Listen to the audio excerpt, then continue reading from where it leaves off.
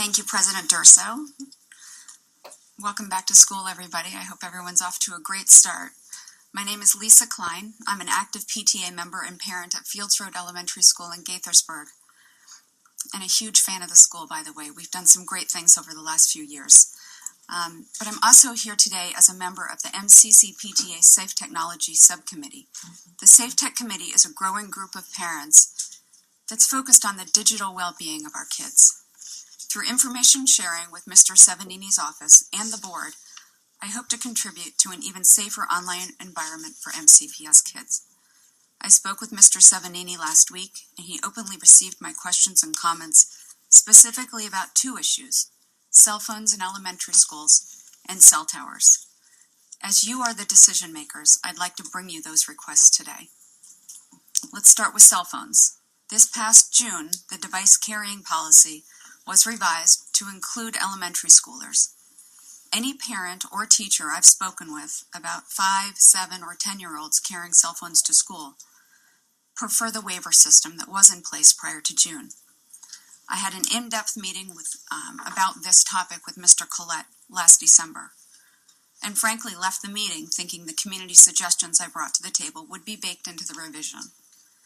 There were two ideas that I brought. One was that it be extended only to 4th and 5th graders, and the other was to disallow the use of cell phones on buses, where the kids are unsupervised and off the secure MCPS network. Why do I care? Why do we care? I think you'd all agree that kids are better off interacting with one another, and their parents, I might add, directly than through a device. What is intended as a tool is nothing more than a fancy toy to a child, and also a distraction at school. Melinda Gates said as much in a recent Washington Post piece. The Atlantic Monthly just wrote about how smartphones are destroying a generation, and then there's this month's Bethesda magazine cover story.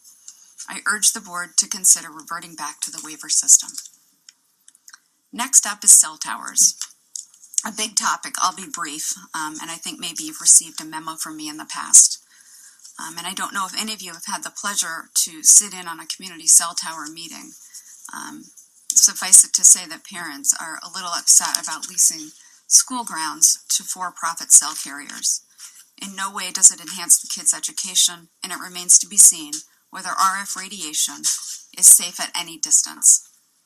I ask that MCPS join Prince George's County and add itself to the list of schools around the country and the nation who put moratoriums on cell facilities. Before I leave, I'll just reiterate that the Safe Tech Committee is a great resource for the board and MCPS.